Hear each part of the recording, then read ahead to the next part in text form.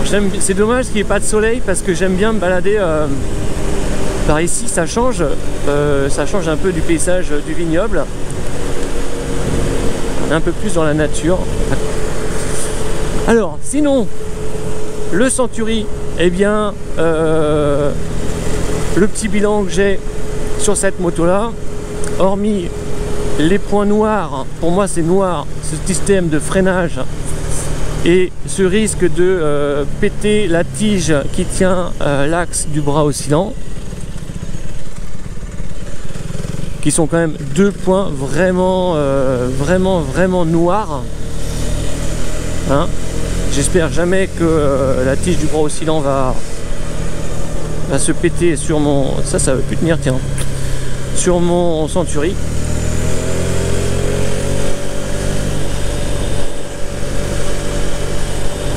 Hormis ça, les autres inconvénients, puisqu'on est dans les inconvénients, enfin les points négatifs on va dire, c'est alors effectivement le réservoir. Le réservoir, il y a ces arêtes, alors ça fait pas mal, hein. Je dis pas que ça me fait mal, mais alors on sent bien dans le réservoir. Moi je fais 1m83, hein, donc vous voyez là, je sais pas si on voit la GoPro, mais ça va parfaitement bien dans l'axe. C'est juste vraiment au niveau de l'entrejambe là que ça peut être un peu dérangeant, mais c'est pas ça me gêne pas spécialement. Après, avec le temps, au niveau d'une grosse journée de route, ça peut effectivement gêner un petit peu, mais on va dire que c'est pas dingue, hein. Faut pas s'interdire d'acheter cette moto là parce que les gens disent que voilà. Moi c'est mon avis. Qu'est-ce qu'on a d'autre comme inconvénient?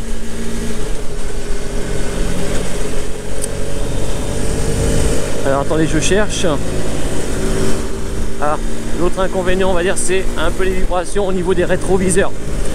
J'ai des petits rétroviseurs dans bout de guidon que j'ai changé, mais avec les autres c'était pareil. Donc on a un peu de vibration, on a des vibrations dans le guidon. Faut pas le nier, il y a des vibrations. Chose que je n'ai pas du tout dans le reste du corps, sur les fesses et au niveau des jambes, au niveau des pieds là, sur les quatre pieds, j'ai aucune vibration. Enfin, en tout cas, ça me marque pas, hein.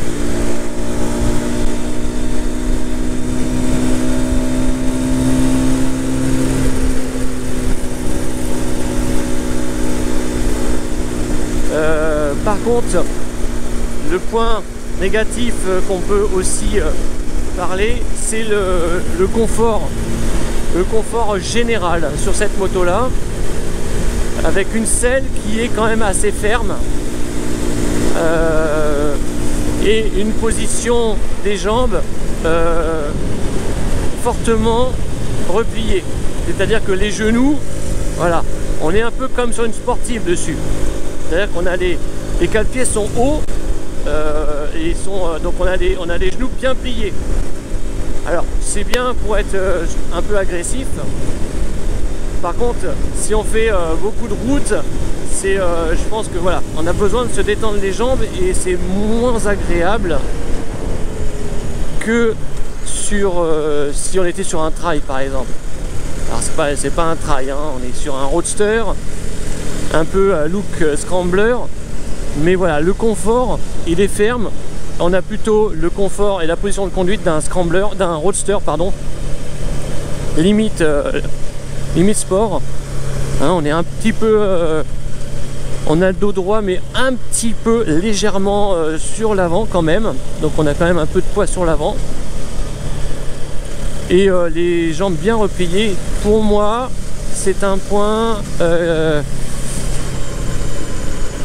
qui serait meilleur si on avait les jambes un petit peu moins repliées, mais voilà, ça reste dans le négatif, sinon c'est plutôt pas mal.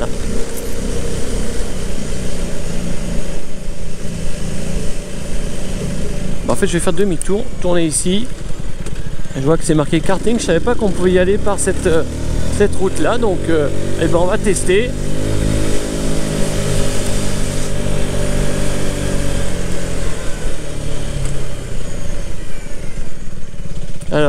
du coup.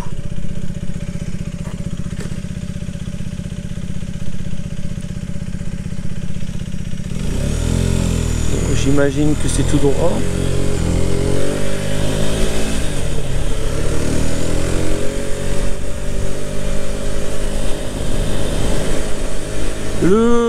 Un autre point négatif, je vais dire, bon, plus ou moins négatif, mais on va dire quand même dans le négatif, c'est le passager.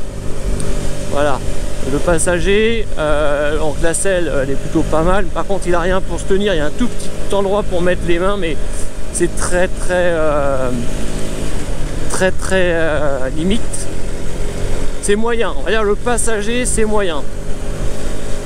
Encore une fois, c'est pas une moto faite pour faire ça. Donc on est très moyen.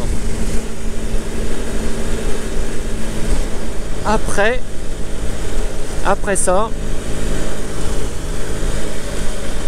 je ne vois que du positif dans cette moto. C'est-à-dire, on a une moto qui a un look quand même vraiment atypique. On est sur quelque chose qui se regarde. Les gens la regardent vraiment. C'est une moto qui attire le regard. Ah, c'est karting, c'est par là.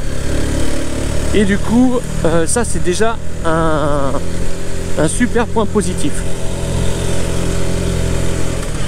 Voilà. Je sais pas pourquoi je remets la deuxième, moi, mais bon.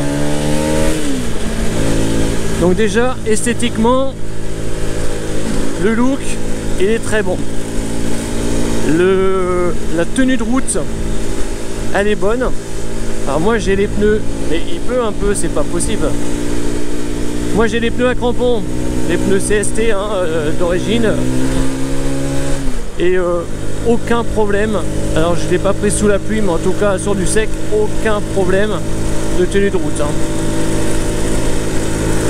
Donc on est quand même sur une moto qui est valorisante, jolie, qui tient bien la route.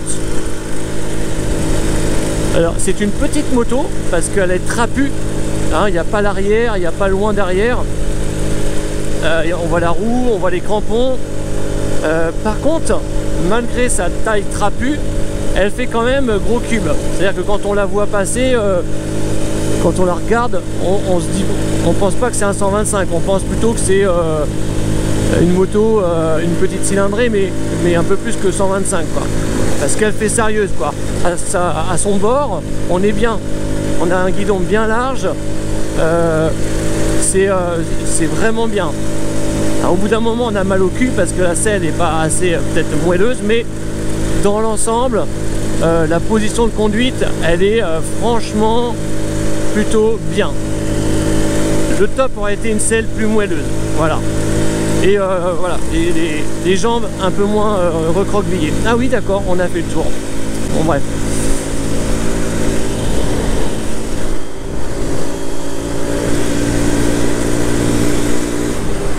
Et un autre point qui est extrêmement positif sur cette moto,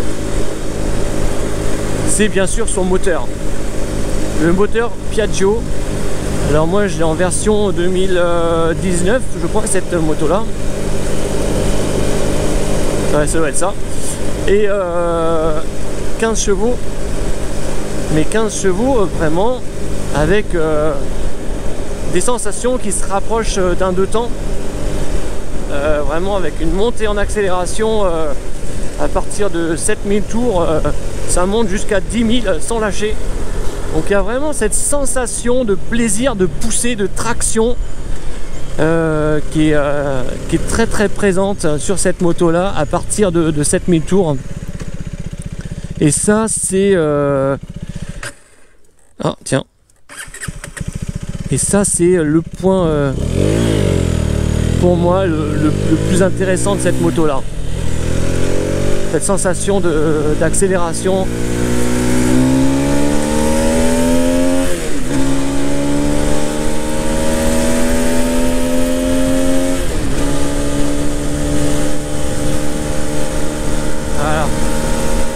Vraiment excellent.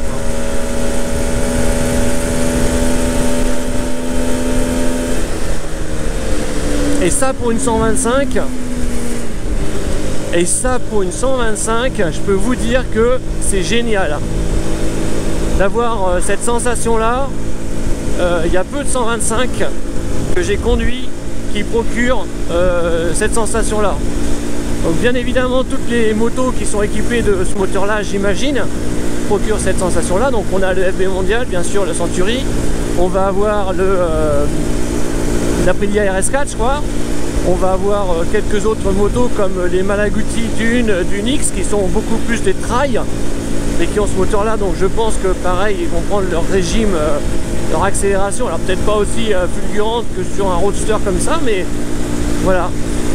Et les autres moteurs, il n'y a pas cette sensation alors entre guillemets un coup de pied au cul, hein, parce qu'on n'est pas sur un gros cube, on est sur du 15 chevaux, mais vraiment ça c'est plaisant de chez plaisant, et c'est ce qui donne envie d'aller peut-être vers les gros cubes, parce que quand ça pousse comme ça, c'est agréable.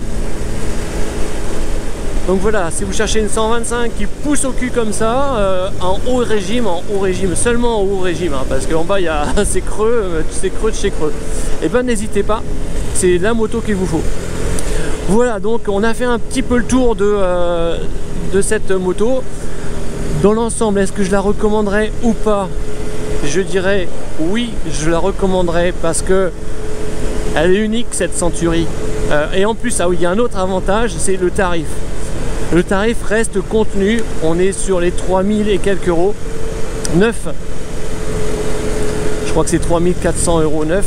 Donc à ce prix là, on a quand même une moto qui est plutôt bien, avec un excellent moteur, des bonnes prestations. Il y a deux points noirs, c'est le freinage couplé qui est plus ou moins merdique, le bras oscillant derrière qui apparemment peut couper, peut casser, bon voilà, et voilà, à part ça